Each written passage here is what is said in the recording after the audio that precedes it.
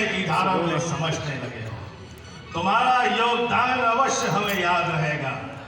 और हाँ, जरा होशियारी से काम लेना, क्योंकि एजेंसियां हमारी फोन कॉल्स को टैग कर रही हैं। अब जब भी हमारी अगली बात होगी किसी और नंबर से होगी।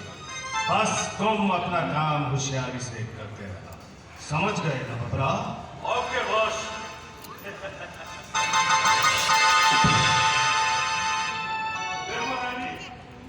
शहर में जितने भी फकीर लोग गुजरे उन सबको अपने साथ मिला दो। क्यों बबरा? फकीरों की यूनियन बनाने में क्या? मुझे ये बंदे जल्द अज जल्द चाहिए और ये काम सिर्फ तुम कर सकती हो। तुम